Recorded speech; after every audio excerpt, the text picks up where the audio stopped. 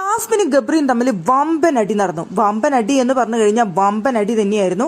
ആ വീട്ടിലെ അപ്പുറത്തിരിക്കുന്നുണ്ടായിരുന്ന ജിൻഡോയും രതീഷും ഫുള്ളിരുന്ന് കേൾക്കുന്നുണ്ടായിരുന്നു. എന്തായാലും ഇവരുടെ അടി കണ്ട് അവിടെ സന്തോഷിച്ച ഏക ആള് എന്ന് പറയുന്നത് ജിൻഡോയും രതീഷായിരുന്നു. ഏക ആളെന്ന് പറയാൻ പറ്റില്ല, തൊട്ടടുത്തിരുന്ന എല്ലാം കേട്ടതുകൊണ്ട് അവിടെ ഒരു പടക്കം പൊട്ടിക്കാനുള്ള ആഘോഷവും സന്തോഷമൊക്കെ അവിടെ എന്തായാലും ജിൻഡോയ്ക്കും രതീഷിനും ഉണ്ടായിരുന്നു. ജിൻഡോ അവിടെ ഇരുന്ന് അതിനെക്കുറിച്ച് സംസാരിക്കുന്നുണ്ടായിരുന്നു. എന്തായാലും സംഭവം മറ്റൊന്നുമല്ല, ജിൻഡോ പറഞ്ഞത് അവിടെ ജാസ്മിൻ ഉള്ളത് കൊണ്ട് മാത്രമാണ് ആ ഡേഞ്ചർ കോയിൻ ടാസ്ക് അവർക്ക് തോൽക്കേണ്ടി വന്നത്. അവിടെ ജാസ്മിന് പകരം ശ്രീതു ആയിരുന്നു കളിച്ചതെങ്കിൽ ഞങ്ങൾക്ക് വിജയിക്കാൻ സാധിക്കുമായിരുന്നു, നന്നായിട്ട് ഗെയിം കളിക്കാൻ സാധിക്കുമായിരുന്നു എന്നുള്ളൊരു കാര്യം അവിടെ ജിൻഡോ പറഞ്ഞപ്പോൾ അത് ഏറ്റുപിടിച്ചുകൊണ്ട് അവിടെ ഗബ്രി സംസാരിച്ചു. അത് സത്യമാണ്. അവിടെ ശ്രീതു ആയിരുന്നെങ്കിൽ നന്നായിട്ട് ഗെയിം കളിച്ചേനെ, നന്നായി എന്റർടൈൻമെന്റ് ചെയ്യിപ്പിച്ചേനെ, ശ്രീതുവിന്റെ ആ സ്പീഡ് ഗെയിമിന് ഗുണം ചെയ്തേനെ എന്ന് അവിടെ ഗബ്രി പറഞ്ഞു എന്നുള്ളതാണ് അവിടെ ജാസ്മിനെ ചൊടിപ്പിക്കുന്നത്.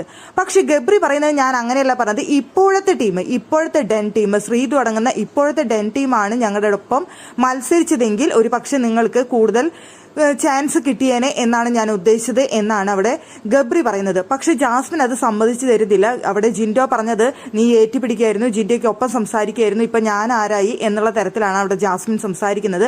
എന്തായാലും ഇതൊക്കെ കേട്ടുകൊണ്ട് അപ്പുറത്തിരിക്കുന്നുണ്ട് ജിൻഡോ.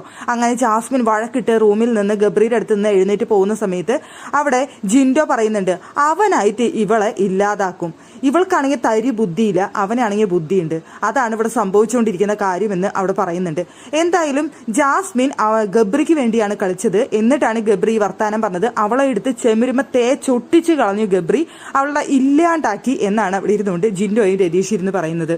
ഇത്രയും കഷ്ടപ്പെട്ട് അവന്റെ ടീമിനെ അല്ലെങ്കിൽ അവനെ ജയിപ്പിക്കാൻ വേണ്ടി അവള് കളിച്ചിട്ട് അവസാനം വന്ന സമയത്ത് അവളെ തേച്ചൊട്ടിക്കുന്ന തരത്തിൽ അവൻ വർത്തമാനം പറഞ്ഞു കഴിഞ്ഞാൽ അവൾക്ക് സഹിക്കൂ? അതാണ് അവൾക്കുണ്ടായത്, അതാണ് അവൾ പിണങ്ങിപ്പോയത് എന്നാണ് അവിടെ ഇരുന്നു കൊണ്ട് ജിൻഡോയും രതീഷും ഇരുന്ന് സംസാരിക്കുന്നത്. അവൾ അന്ന് ഗബ്രിക്ക് വേണ്ടിയാണ് കളിച്ചത് എന്നാണ് ജിൻഡോ ഇരുന്ന് പറയുന്നത്. അതുപോലെ തന്നെ ജിൻഡോ പറയുന്നൊരു കാര്യം എന്ന് പറയുന്നത് ജാസ്മിന് തരി ബുദ്ധിയില്ല എന്നുള്ളതാണ്. അവിടെ ഗബ്രിക്കാണ് ബുദ്ധിയുള്ളത്, ഗബ്രി അവളെ വെച്ച് ഗെയിം കളിക്കുകയാണ്, അവളെ ഒന്നും അല്ലാണ്ട് ആക്കാണ് ഗബ്രി എന്നാണ് അവിടെ ജിൻഡോ ഇരുന്ന് പറയുന്നത്. അവിടെ ജിൻഡോയ്ക്ക് രതീഷിന് ഭയങ്കര സന്തോഷമായി ഇവരുടെ അടി കണ്ടിട്ട്. ജിൻഡോ ഇരുന്ന് പൊട്ടിച്ചിരിക്കുന്നുണ്ട്. അതിനുശേഷം സായിയൊക്കെ വന്ന സമയത്ത് കണ്ടില്ലേ ഇവിടെ വമ്പൻ അടി നടന്നു എന്ന് പറഞ്ഞിട്ട് ചിരിച്ചുകൊണ്ട് സായിയുടെ അടുത്തൊക്കെ കാര്യം പറയുന്നുണ്ട്. സത്യത്തിൽ ഒരു പടക്കം കിട്ടിക്കഴിഞ്ഞാൽ അവിടെ എടുത്തിട്ട് പൊട്ടിച്ചേനെ എന്ന് തോന്നിപ്പോയി ജിൻഡോ രണ്ടെണ്ണത്തിന്റെയും അടി കണ്ടിട്ട്. ഇത്രയും സീരിയസ് ആയിട്ട് അവർ അടി കൂടുന്നത് ഇവരാരും കേട്ടിട്ടില്ല കണ്ടിട്ടില്ല. പ്രത്യേകിച്ച് ജിൻഡോയുടെ വിഷയവുമായി ബന്ധപ്പെട്ടാണ് അവർ തമ്മിൽ അടി കൂടുന്നത്. ജിൻഡോ പറഞ്ഞതിന് നിനക്ക് ജിൻഡോയുടെ അടുത്ത് ചോദിച്ചൂടെ, എന്തിനാ എന്റെ അടുത്ത് ചോദിക്കാൻ വരുന്നത്? ജിൻഡോന്റെ അടുത്ത് നിനക്ക് മുഖത്ത് നോക്കി സംസാരിക്കാൻ പേടിയാണ്, അതുകൊണ്ടാണ് നീ എൻ്റെ അടുത്ത് വന്ന് സംസാരിക്കുന്നത് എന്നൊക്കെ പറഞ്ഞുകൊണ്ട് ഗബ്രി ഭയങ്കരമായിട്ട് ചൂടാവുന്നുണ്ടായിരുന്നു.